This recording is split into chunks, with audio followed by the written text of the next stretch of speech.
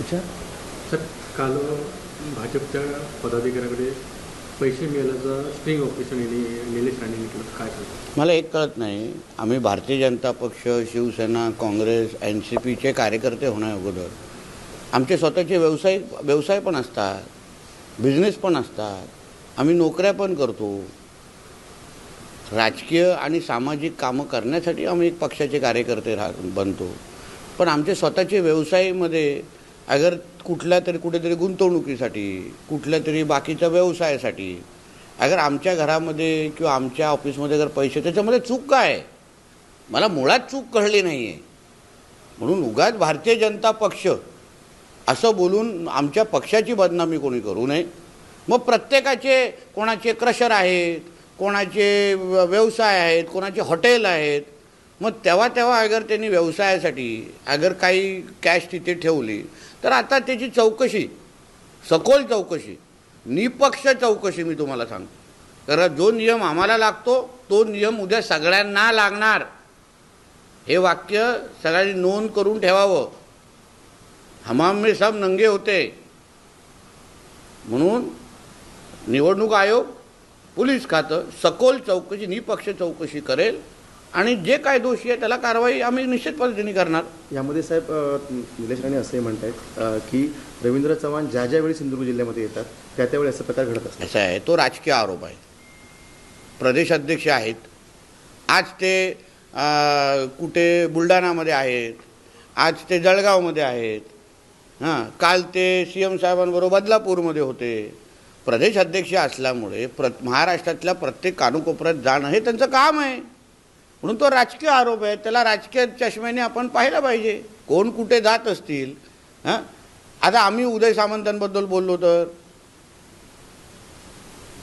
तेव्हा अगर आम्ही अशा पद्धतीचा धिंगाणा घातला तर बोला. हां साहेब, शरद पवार असं म्हणतात की कामावर नाही पैशावर मतं मागितली जातात.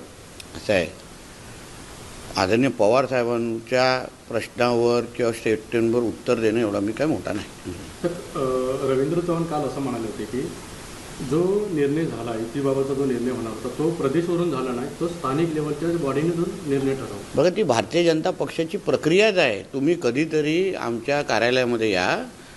आम्ही जसा भारतीय जनता पक्ष समजून घेतलेला आहे तसं आमच्या पत्रकार मित्रांना सांगेन, तुम्ही पण समजून घ्या. ती एक प्रक्रियेचा भाग असतो.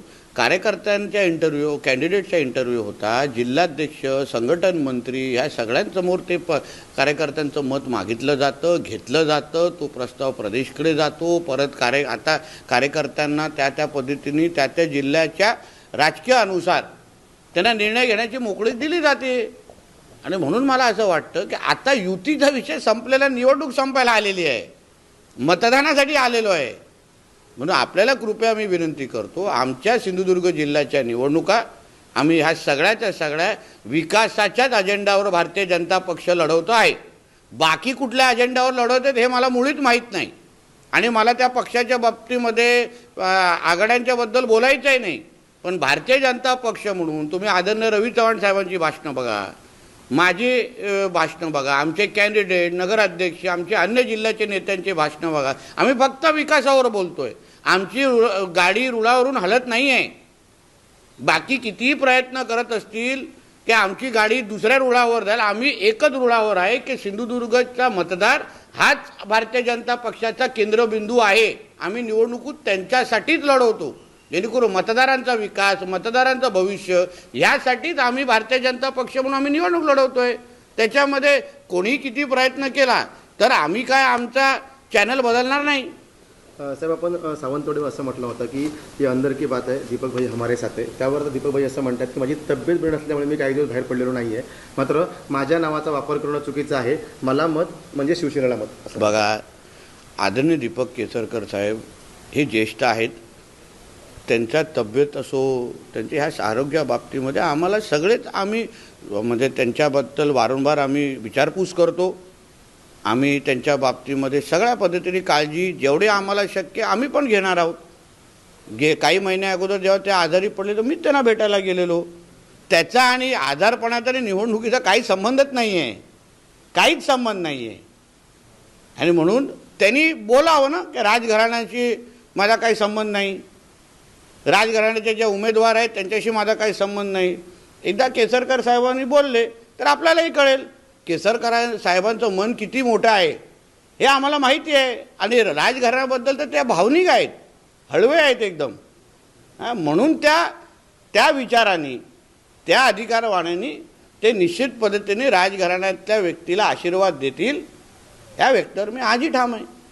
सर, निलेश राणे विक्की न झाल्यामुळे मित्रपक्षावर आरोप करत आहेत सतत. मी तुम्हाला परत बोलतो, निवडणुकीचं मतदानाची तारीख यायला लागली, तुम्ही काय तुमचा मूड बदलायला तयार नाही आहे. आता युतीची आघाडीची चर्चा करण्याची एक वेळ होती, ती वेळ निघून गेलेली. आम्ही सगळे प्रचाराला लागलेलो आहे. प्रचाराचा अंतिम टप्पा 30 तारीख आता जवळ यायला लागलेली आहे. आपल्यालाही विनंती करतो, चला आपण विकासाबद्दल चर्चा करू. मी ज्या शहरात, गावात, वॉर्डामध्ये राहतो तिकडचा नगरसेवक कसा असेल, तिकडचा नगराध्यक्ष कसा असेल, पत्रकार होण्याच्या अगोदर आपण सिंधुदुर्गाचे नागरिक पण आहोत, या बाबतीमध्ये विचार करा आणि निवडणुकीकडे. महाराष्ट्रातील ताज्या बातम्यांसाठी बघत रहा टाइम्स टुडे 18 न्यूज. सोबतच शेअर करा, सबस्क्राईब करा आणि बेल आयकॉन प्रेस करा.